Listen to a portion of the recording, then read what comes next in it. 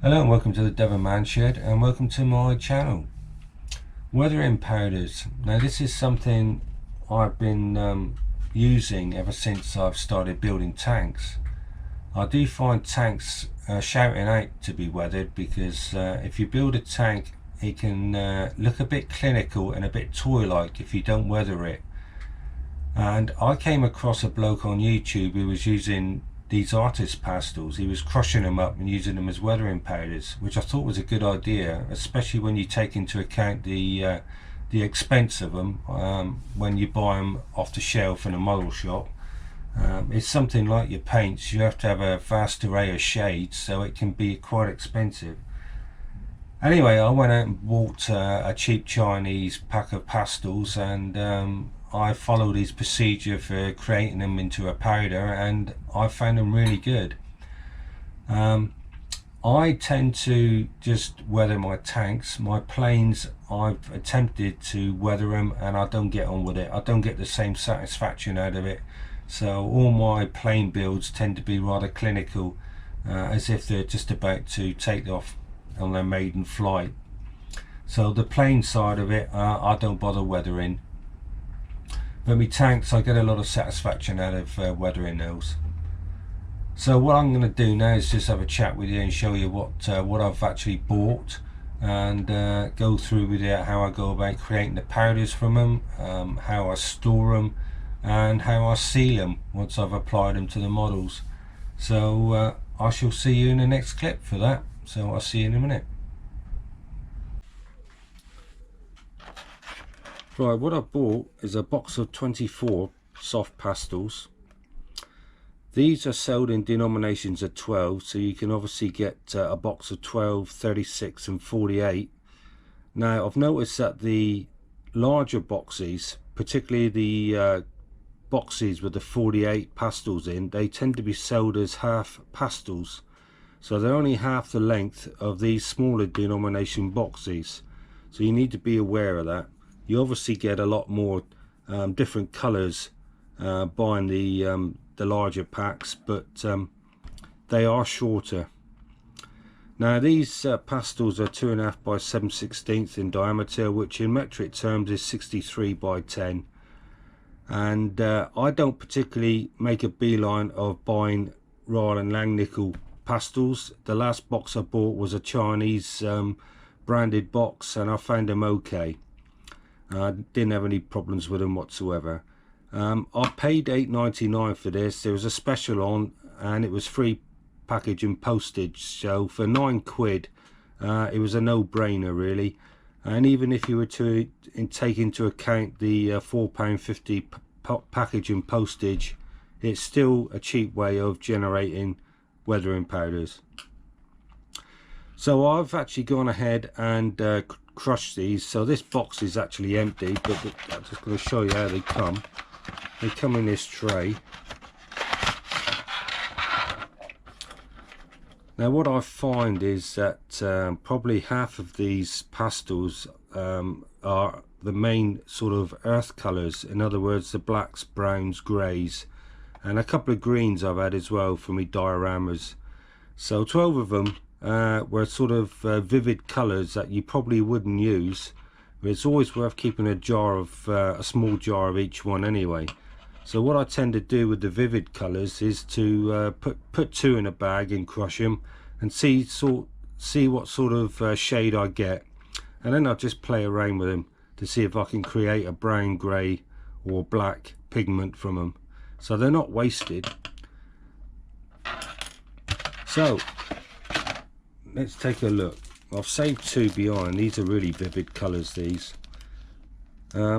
These particular pastels here I tend to keep just for showing on my clips, on my video clips, to give an indication of what I use. So these are like samples really. I put them in a bag, and this is what I do when I go to crush them. I either put 2 or 3 in, or I just put 1 in of the earth colours, and I attack them with a rolling pin basically. Now the bag does get damaged. It's naturally going to create a hole in the bag, but once you've crushed them, it's best to put them into some sort of container, and what I use are Tamiya bottles.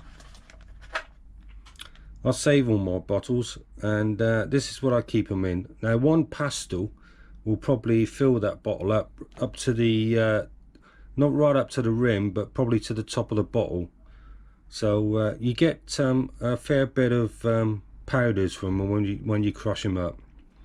Now, when I crush 2 or 3 up to generate a different shade, obviously I have a bit of powder left over, and I leave those in the bags, which is like what I've done here.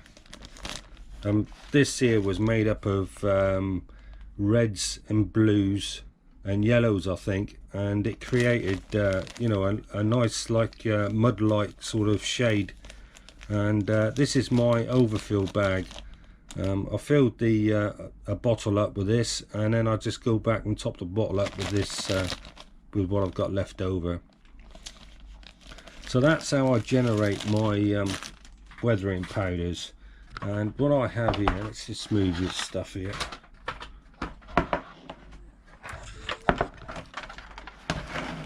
Here we have them. Let's put that up on an angle. Yeah, as you can see, I've used all these Tamiya jars, and these are the earth colours, the browns, the greys. I've got a white which I tend to use for either darkening, lightening a particular weathering powder. So that's one of my primary colours, and the 2 greens here I tend to use on my dioramas. But like I say, the rest of them are the browns and greys. And I've got 3, 6, 9, 12, 15 there. Yes, I have generated some of this from a previous purchase of a box of pastels, but you're gonna probably get 12 main earth colours out of a box of 24, and extra ones if you end up mixing the more vivid colours as well. Some of these have been generated with oranges. I've added an orange and a red to that, I think, and that's what I got, like a light brown. So it is possible to generate your own shade. So that's what I use in the way of powders. I find it a lot cheaper, and of course I've got all that in stock, and I haven't got to go to the model shop and buy an odd bottle of weathering powder because I've run out. This is something else that I find is far better than buying dedicated products. If you can make an abundance of your own, you've always got a big stock of them. So that's that. Obviously these, although they're termed a pastel, they are actually a pigment, so you can add water to them if you wanted to. And yeah, all in all, I think I never seem to have any problem with these. I've originally started to seal these with a matte coat, the Humbrol matte coat. I don't think I've got a bottle here. I'm waiting for some to come through the post. Yeah, Humbrol matte coat. I tend to started spraying these with. I found it took the authenticity out of the actual weathering. So what I do now is I leave them down in my shed, and the dampness in the air actually seals these pastels. So I've stopped sealing them now. I just let them dry and seal themselves naturally with the dampness in the air. So there you go. Hope that's a little tip, and let's hope you know, it could save you a bit of money. You know, by all means carry on buying dedicated weathering powders. I'm sure they're probably no different than what these are.